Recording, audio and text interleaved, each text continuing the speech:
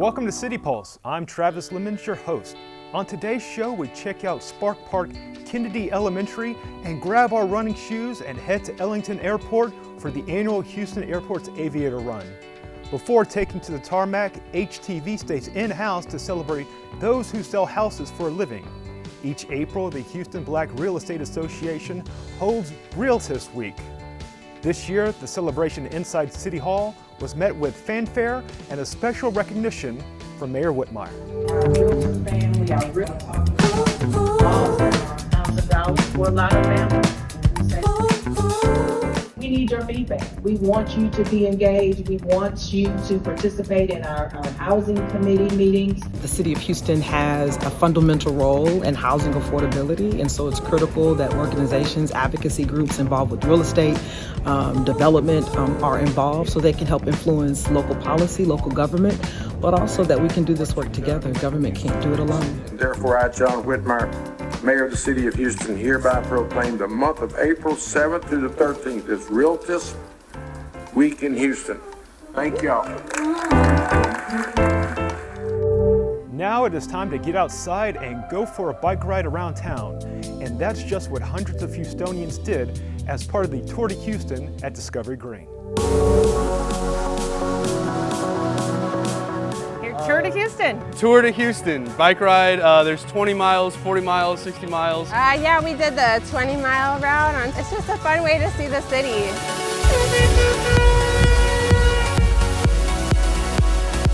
Well, we're a bike-friendly city. We need to make certain that we have safe bike paths.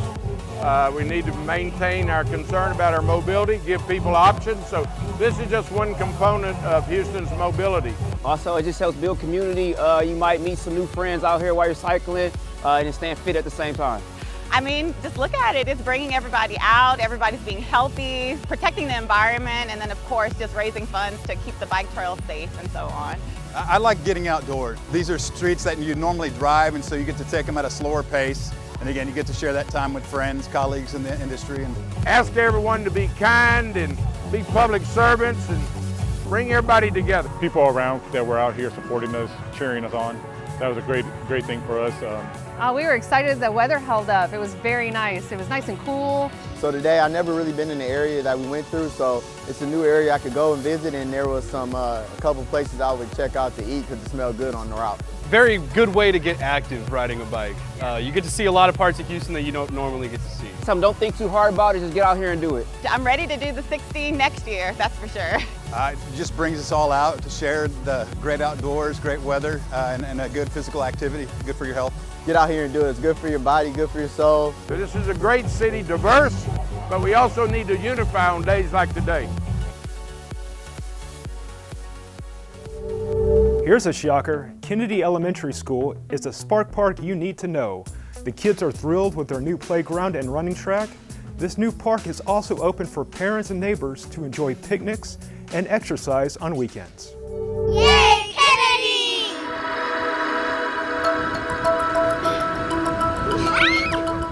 The Spark Park is amazing. Our kids love it, our teachers love it, our families love it. It's the hub of the Huntington Village community, and it's an awesome place to be. Well, the Spark Park program is a program that's offered in the community and schools, and it's a collaboration of community and schools to create a great park environment for the children, for the families, for the whole community to enjoy. The students love the new equipment. Makes them feel like they're like exploring. There's the merry-go-round. That one I like the best. I think it's very good. I love to come and play. It is very awesome, and for the rest of the people too. The play when it was fun. I like it. It's full with the summer that we can do a picnic there. A lot of people don't get a lot of exercise, so and the kids they usually like to watch TV It gives the neighborhood an opportunity to get moving, get active. It also gives them the opportunity to fellowship, meet their neighbors, as well as students to be able to beef up that social emotional piece and communicate, encourage, interact with each other. It's wonderful. It's open to the public. It's just like all the games and the new track modified. You know, the kids, they don't get wet anymore. And oh, I love the arrangement, everything new equipment. And during weekend, families, communities, you see them sitting out there for picnics. So it's really good and cool. I love it. Thank you so much that all families are, you know, we feel so welcome here. Like, it feels like home. Coming up next on City Pulse, we'll hear from Mayor Whitmire as he worked to preserve the historic bricks of Freedmanstown. See you soon.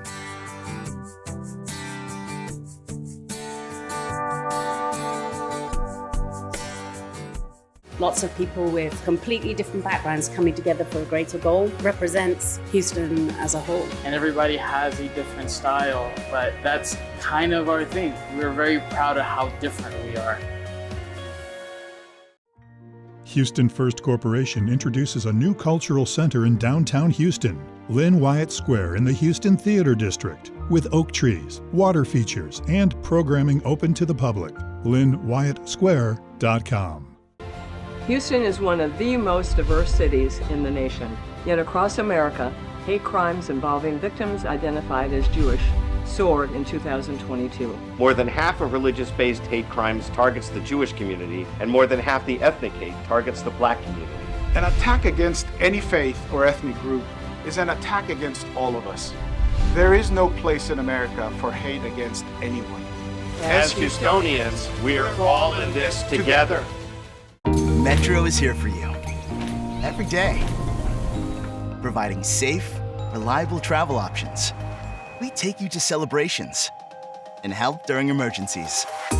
We're always listening to the community, and we manage taxpayer dollars responsibly. And thanks to overwhelming voter approval, we're building transit for today and tomorrow so that you can drive less and do more.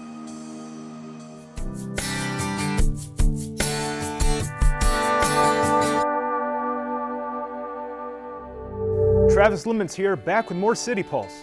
Did you know Houston's 4th Ward, also known as Freedmanstown, is the only remaining post-Civil War area built by freedmen in the United States? Its history is so rich that it is home to 7 UNESCO sites as part of the Slave Route Project. Preserving this history takes a lot of work, and since Mayor Whitmire's motto is "Let's get to work," he recently toured the community and spoke with representatives from the Houston Freedmanstown Conservancy on what it will take to preserve its historic bricks. At 11 this morning, she brought her delegation from Freedmanstown. I just assumed it was about restoration and gentrification, but they immediately started talking about the bricks, which I'm generally familiar with. I drive this area. We started a meeting. They talked about the talk they had heard in the past, reaching out to foundations, but if we don't show some activity, we're not going to be able to raise significant funds. So after probably 45 minutes, I said, what do we need to do first? I had a luncheon, but it was mentioned if you just visit the location. And I asked them, what about 3 o'clock this afternoon? So that's why we're here. We're here. We'll be meeting regularly till we complete our objective. It'll be difficult, just talking, probably in excess of $10 million. I believe we can get it from the private sector. This time everything is lined up. We've never had this much money, we've never had this much notoriety, and so I believe that we can get this done under this administration. I really believe we can. What she's saying is elections matter. But she represents the 5th generation in this community. I mean, you can't duplicate that, replicate it. From Freedmanstown to Ellington Airport, it is time to get on the runway and run for a great cause.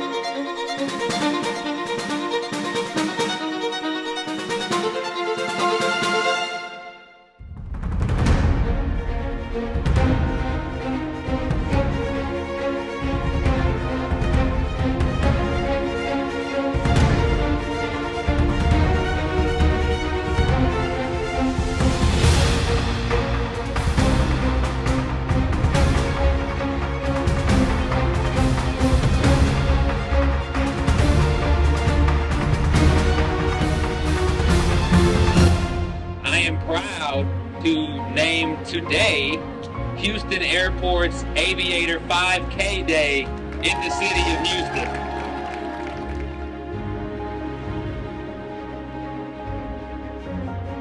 Today we raised well over $20,000 for the Houston Airport charities, and we had about 350 runners, which actually well topped our last year numbers of about 120.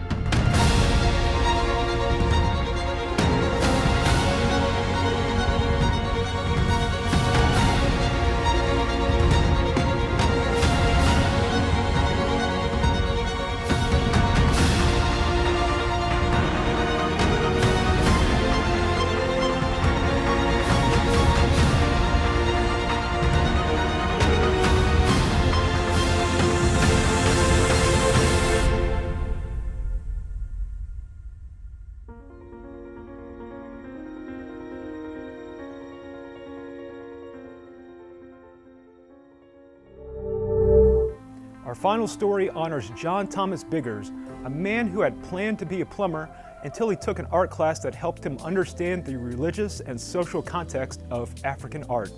A famed painter and muralist, Biggers would serve as the founding chairman of the art department at Houston's Texas Southern University.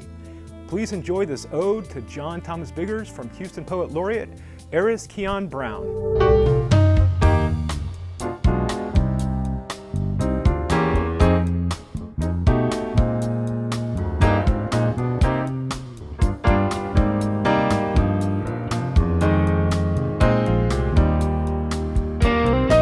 Ode to John Thomas Biggers. O regal artiste, master maker of the mural, eye for an everyday beauty we didn't know to name. You were born in a shotgun house and made its memory a masterpiece in every mosaic. Your work, brass brown and beautiful, borrowed the myths of our mothers, held their hands, and illuminated their holy. You showed the honest of us, never shied from our struggle, colored the injustice, made a record of this country, and found grace in our gathering. John, you geometric godsend, holding all of our African and American and otherworldly in the same stroke. You broke the mold and built a legacy, led Houston down a path of honor, Black brilliance embodied, Black archive reimagined, Black people made warm by the quilting of your pen. We thank you again and again for the days, gifts, and beauty on this earth that you gave us and still, to this day, keep giving.